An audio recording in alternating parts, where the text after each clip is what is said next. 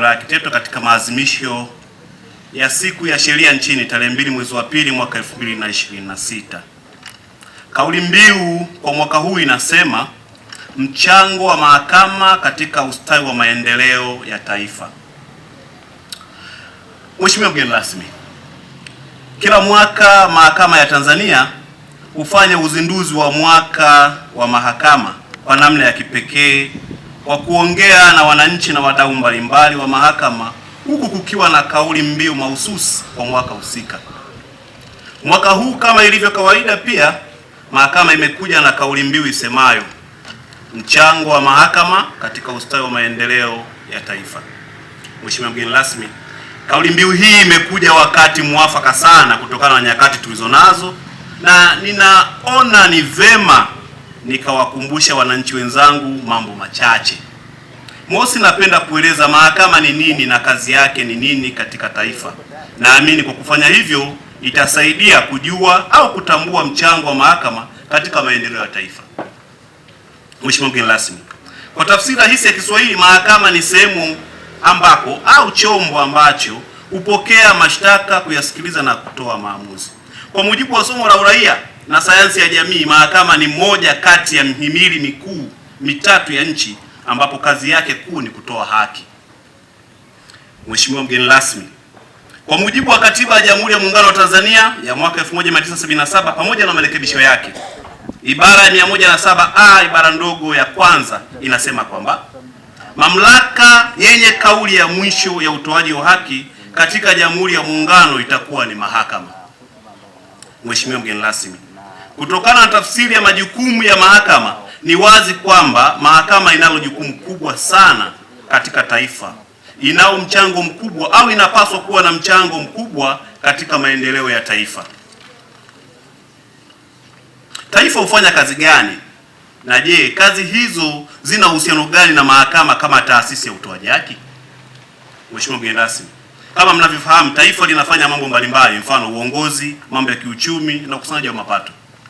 Mheshimiwa mgeni rasmi, katika kufanya kazi hizo, taifa linapaswa kuongozwa na sheria, ambapo mahakama ndiyo mwenye kuzitafsiri sheria hizo.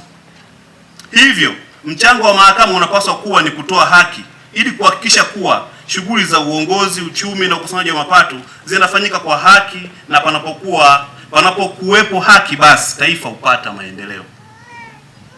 Katika uongozi, mahakama inasimamia kuhakikisha viongozi ambao wanabinya au kuharibu haki za watu, mahakama inapaswa kuingilia kati na kutoa haki kwa wale walionyimwa haki na kulazimisha uongozi uzingatie sheria na katiba. Katika shughuli za kiuchumi, mahakama inasimama kutoa haki pale ambapo haki imenyimwa ili kukwamua shughuli za kiuchumi ambazo zimeathirika kutokana na ukosefu wa haki.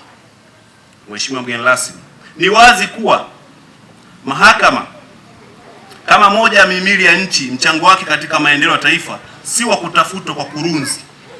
La hasha, mchango wake upo bayana, na kwa kuzingatia hilo, kwa mahakama ya Tanzania kwa sasa imeboresha mifumo yake na kuongeza kasi ya utendaji ili kutoa haki kwa wakati.